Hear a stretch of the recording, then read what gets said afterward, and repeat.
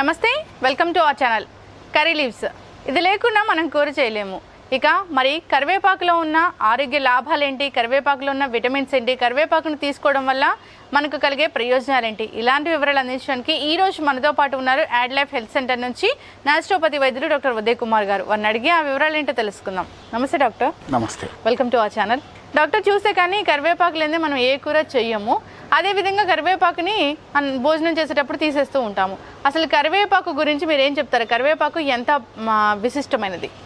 కరివేపాకు మనము జనరల్గా చాలామంది ఫ్లేవర్గానే వాడుతూ ఉంటాం మనం కరివేపాకుని. ఓకే, వాసన కోసం చెప్పేసి ఒక సుగంధ ద్రవ్యాల టైప్ లోపల వాడుతూ ఉంటాం కరివేపాకు అనేది. ఈ కరివేపాకు లోపల చాలా గుణాలు ఉన్నాయి, హెల్త్కి సంబంధించినటువంటి చాలా గుణాలు ఉంటాయి.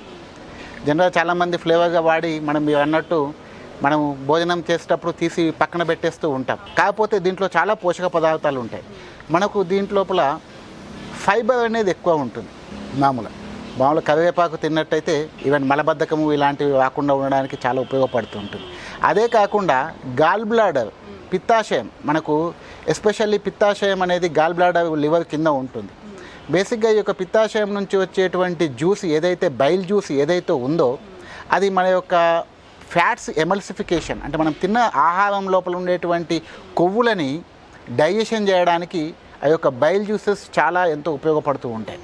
ఆ బైల్ ప్రొడక్షన్, ఆ యొక్క పిత్తాశయంలో రసాలు అనేటివి ప్రొడక్షన్ అవ్వడానికి ఈ యొక్క కరివేపాకు చాలా ఎక్సలెంట్గా ఉపయోగపడుతుంటుంది.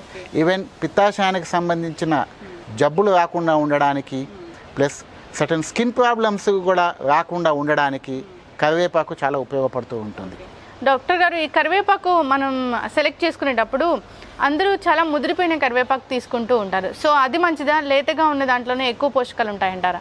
మామూలు మరీ లేతగా ఉండకూడదు, మరీ ముదురుగా ఉండకుండా ఉండేటువంటి ఆకులు అయితే మనకు కరివేపాకు స్మెల్ చూస్తే స్మెల్ వస్తూ ఉండాలి అప్పుడే అలాంటి వాటిలో. ఎందుకంటే బాగా ముదిరింది అనుకోండి మీకు ఆ యొక్క ఫ్లేవర్ అనేది ఉండదు.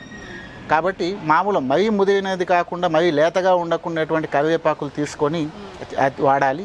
అది కాకుండా మామూలుగా జనరల్గా మనం ఆంధ్ర సైడ్లో కరివేపాకు పొడి పెడుతూ ఉంటారు. జనరల్గా ఈ కరివేపాకులను తీసి పక్కన పెట్టకుండా ఉండాలంటే ఏంటంటే మనం కరివేపాకు పొడులు ఉంటాయి చూడండి, వాటిని మనము ఇన్కార్పొరేట్ చేసుకుంటే మన డైట్ లోపల తీసుకున్నట్టయితే మనం సాధ్యమైనంత వరకు కరివేపాకు లోపలికి ఎక్కువ వెళ్తుంటుంది. అది దాంతో మనం ఆహారం మామూలుగా డైజెషన్ ప్రాపర్గా అవుతుంది. Plus at the same time మనకి మలబద్ధకం లేకుండా ఉండడము, ప్లస్ ఇది యాంటీ బ్యాక్టీరియల్గా కూడా పనిచేస్తుంది, యాంటీ ఫంగల్గా కూడా పనిచేస్తుంది. కాబట్టి మన జీర్ణాశయానికి సంబంధించినటువంటి ఏదైనా ఇన్ఫెక్షన్స్ ఉన్నాయనుకోండి చాలా వరకు మనం ఈ యొక్క కరివేపాకు తినడం వల్ల మనం దాని నుంచి కాపాడుకోవచ్చు. ఓకే డాక్టర్ గారు, ఇక డయాబెటీస్ పేషెంట్స్ దీన్ని ఏ విధంగా తీసుకోవచ్చు, వాళ్ళకి ఎటువంటి లాభాలు ఉన్నాయి?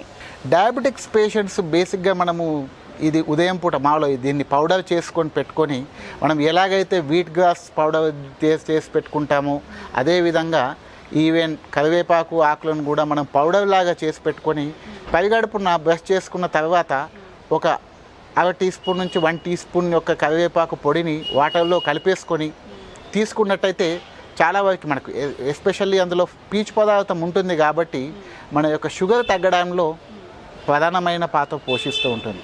ఈవెన్ మన మెంతుల పౌడర్ ఉంటుంది కాబట్టి జనరల్గా డయాబెటిక్స్ లోపల మెంతులు తీసుకోమంటూ ఉంటాం. ఎందుకు మెంతులు అంటే మనం even NIN national institute of naturopathy Pune వాళ్ళు న్యూట్రిషన్ వాళ్ళు రీసెర్చ్ చేశారు. మెంతులు తీసుకోవడం వల్ల డైలీ వాటి యొక్క షుగర్ లెవెల్ తగ్గిపోతుంది, ఎందుకంటే పీచు పదార్థం ఉంటుంది.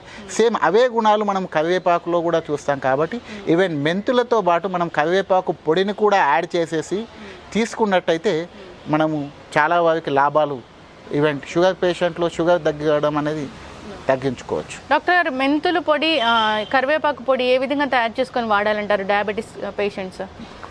మెంతులు ఉంటాయి కదా, ఆ మెంతుల్ని నైట్ పూట కర్డ్లో నానబెట్టమంటాం. బేసిక్గా కర్డ్లో నానబెడతాం కాబట్టి నానబెట్టడం వల్ల ఆ యొక్క సాఫ్ట్నెస్ అనేది వస్తుంది, అందులోపల వాటర్ రిటెన్షన్ అవుతుంది.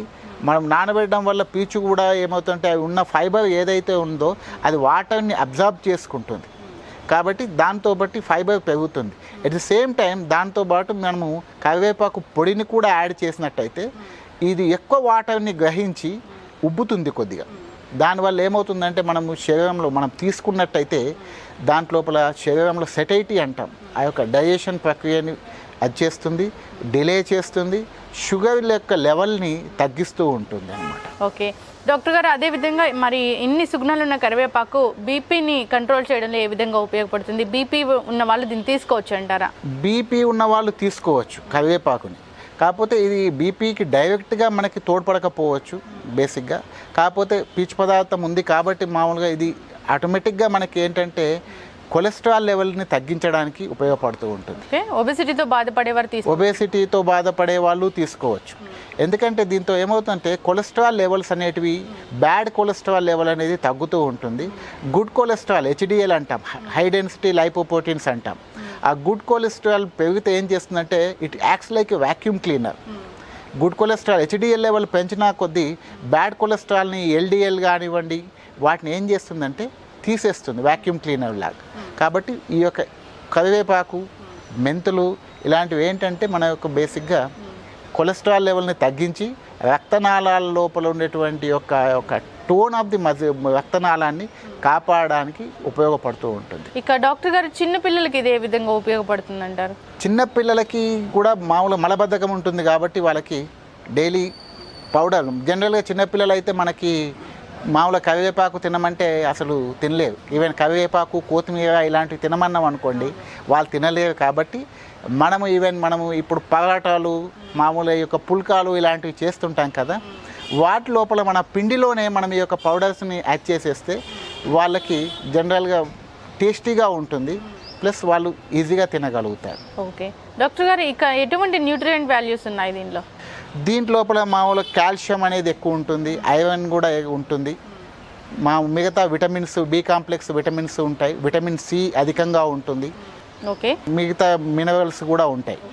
జనరల్గా స్కిన్ ప్రాబ్లమ్స్ ఉన్నప్పుడు ఏంటంటే ఈ యొక్క కరివేపాకు మామూలుగా పొడిలాగా, మామూలు పేస్ట్ లాగా చేసేసుకొని, మామూలు వేపాకు ఉంటుంది కదా, వేపాకులోనే ఈ కరివేపాకు కూడా కలిపేసేసి మనం దాన్ని పౌడర్ చేసేసి దాన్ని ప్యాక్ లాగా పెట్టుకుంటే ఏమవుతుందంటే ఎస్పెషల్లీ బ్యాక్టీరియల్, ఫంగల్, వైరల్ ఇన్ఫెక్షన్స్తో పాటు మన స్కిన్ లీజన్స్ ఏర్పడుతుంటాయి కదా, వాటిని చాలా వరకు మనకి ఈ యొక్క ప్యాక్ యాంటీబయాటిక్గా, యాంటీ ఫంగల్గా పనిచేస్తుంది కాబట్టి ఇది వాడుకోవచ్చు. ఓకే డాక్టర్ గారు, ఇక యాంటీ ఫంగల్ అన్నారు కదా, సో జుట్టు సమస్యలు కూడా ఫంగస్ వల్ల వస్తూ ఉంటాయి, మరి దీన్ని జుట్టుకు వాడచ్చు అంటారా? జుట్టుకు బ్రహ్మాండంగా వాడచ్చు. మనం వేసుకునేటువంటి యొక్క గోరింటాకు పేస్ట్ ఉంటుంది కదా, గోరింటాకు పౌడర్ లోపల మనము కరివేపాకు కలపచ్చు, వేపాకుతో పాటు కరివేపాకు కూడా కలపవచ్చు, ఈవెన్ మెంతులు కూడా కలపవచ్చు. ఇవన్నీ కలపడం వల్ల ఏంటంటే జుట్టుకు పటిష్టతనిస్తుంది, కుదుళ్ళని గట్టిపరుస్తుంటుంది కాబట్టి, ప్లస్ యాంటీబయాటిక్గా పనిచేస్తుంది కాబట్టి మీరు బ్రహ్మాండంగా వాడచ్చు.